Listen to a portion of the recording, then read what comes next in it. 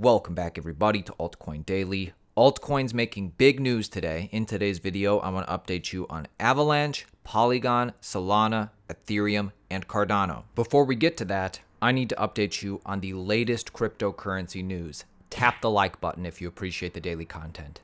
Apple, every Apple computer is hiding a Bitcoin manifesto, and it's fueling theories that Steve Jobs was actually Satoshi Nakamoto, Bitcoin's mysterious inventor. So in an April 5th blog post, technologist Andy Baio said he accidentally stumbled upon a copy of Satoshi Nakamoto's Bitcoin white paper on his Mac computer, with the revelation fueling wild theories across the internet that the mysterious creator of the world's biggest cryptocurrency was Apple co-founder Steve Jobs. Quote from Baio, "While trying to fix my computer today, I discovered that a PDF copy of Satoshi Nakamoto's Bitcoin white paper apparently shipped with every copy of Mac OS since Mojave in 2018.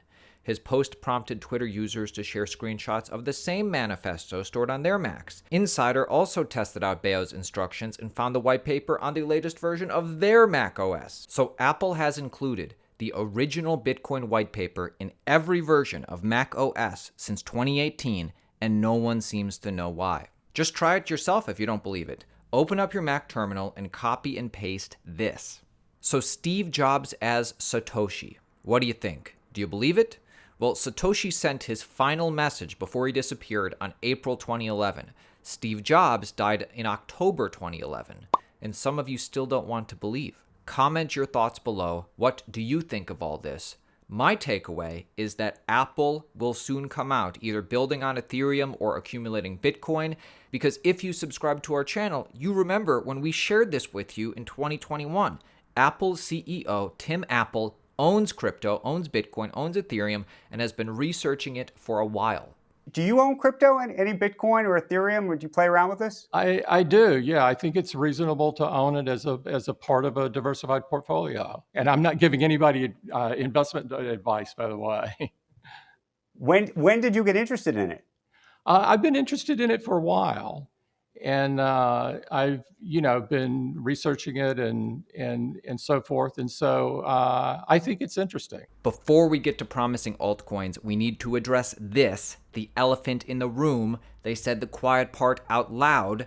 CBDCs will be used for control, European Central Bank president admits in a video chat with a fake Zelensky. Lagarde appears to speak more candidly than normal, as she believed she was speaking to Ukraine President Zelensky. So watch as European Central Bank president reveals their plans to launch a CBDC for full control over payments. Scary. My question, you're introducing the electronic euro, as I know. Yeah. So yeah. How can switching to an electronic currency help? Two things. Number one, it will be decided in October. We are preparing the ground. We want to be ready. We want to be trained, but it will not be decided until October 23. The reason I'm personally convinced that we have to move ahead, I don't want Europe to be dependent on an unfriendly country's currency. For instance, I don't know,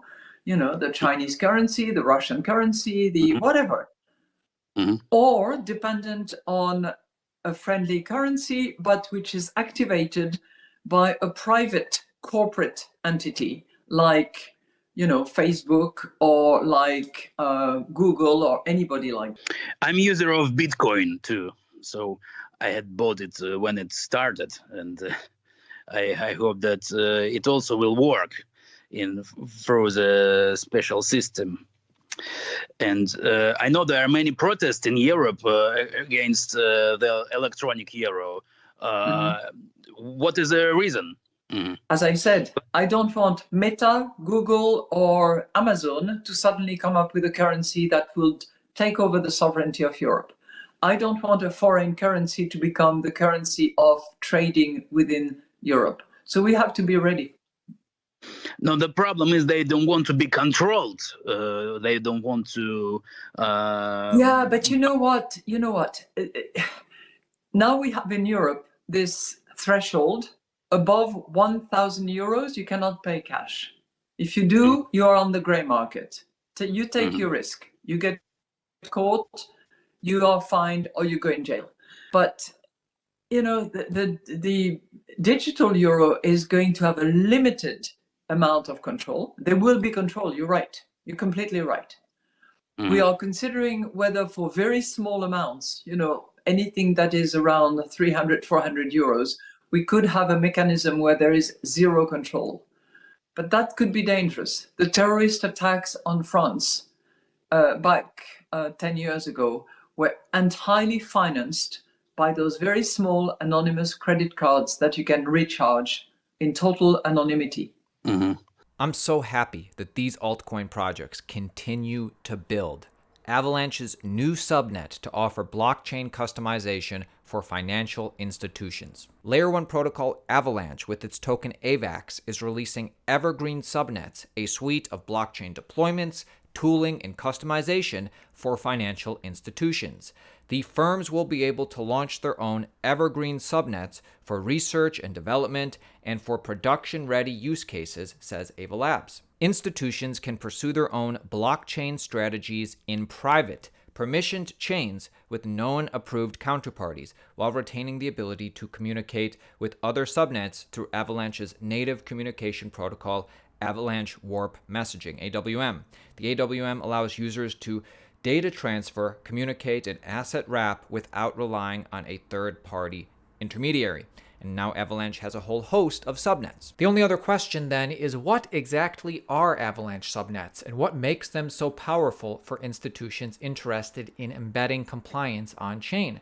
Well, let's listen to the CEO of Avalanche explain this himself on NASDAQ. Tell me about Avalanche's breakthrough with the concept of subnets. What is that and how are they made possible? Absolutely. Subnets is one of the principal ways in which we scale. There is never going to be a single chain that can conquer all of the load that is incident on it from all of the different kinds of assets. With a subnet, what one can do is they can have an application-specific chain.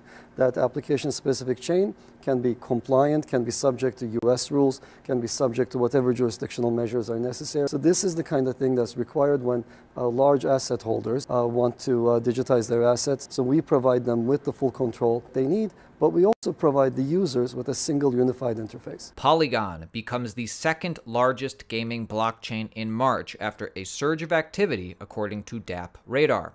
Layer 2 scaling solution Polygon MATIC is establishing a name in the gaming sector following impressive growth in daily unique active wallets last month. According to blockchain intelligence platform DApp Radar, Polygon recorded 138,000 daily unique active wallets in March, making an increase of 53% from numbers recorded in February. Quote, Polygon, a blockchain previously known for DeFi, decentralized finance dApps, overtook Hive this month and secured the second spot. This is a positive sign for Polygon, as it is now gaining recognition as a gaming blockchain. What was number one, you ask? Wax. Solana introduces state compression to lower NFT storage costs. Solana has introduced a solution that aims to reduce on-chain storage costs for non-fungible tokens, NFTs. On-chain storage refers to storing data on the blockchain network, which can be a costly process. A new solution called state compression reduces the amount of on-chain storage required to store NFTs, resulting in lower costs for creators and buyers. Solana claimed in a blog post on Thursday that state compression can reduce storage costs by up to 100 times. State compression solution could become an important feature for NFT creators who often face high costs when minting NFTs. The state compression solution comes at a time when the Solana ecosystem has taken a hit from popular NFT projects leaving the Solana network. DeGods and Utes recently began migration to Ethereum and Polygon, respectively. Ethereum staking looking great. Ethereum's big Shanghai upgrade, also known as Shapella, will not only allow Ethereum stakers to be able to unstake whenever, forever, it will also help Layer 2 networks like Optimism, like Arbitrum.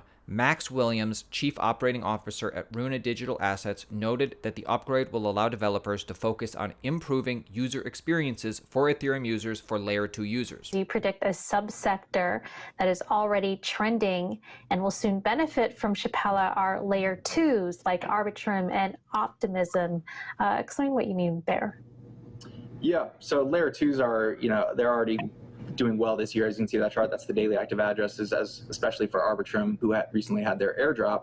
But if you're looking at the roadmap of Ethereum, which we're really excited about, the merge was taking up a lot of attention of developers and almost all of their attention. But in the background, they're working on scaling Ethereum. That's kind of the next part of the roadmap, the surge.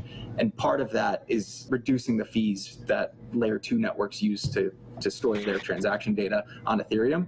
So that's what's going to happen in the next upgrade after Shapella. So we're kind of looking ahead to follow the developers that there's a big benefit here coming to layer 2s. They're already trending well, and the developers are going to shift their attention to improving the user experience on layer 2s. Continuing to make moves, Cardano blockchain marks its first integration with an oracle through Liquid. Cardano, the third-generation blockchain platform, has added another innovation on its path to becoming a leading ecosystem in decentralized finance, DeFi. Cardano recently integrated Liquid Finance, making the first Oracle integration for its platform. Liquid Finance is a protocol that offers decentralized interest rate curves for loans and mortgages on Cardano. The integration is a significant development as it provides users with more options for accessing DeFi on Cardano. Tell me what you think about all of this in the comments below. I'll be looking, I'll be responding. Use code Altcoin Daily for 10% off Bitcoin Miami. Ticket prices increase tonight. Hope to see you there. That being said, I'll see you tomorrow.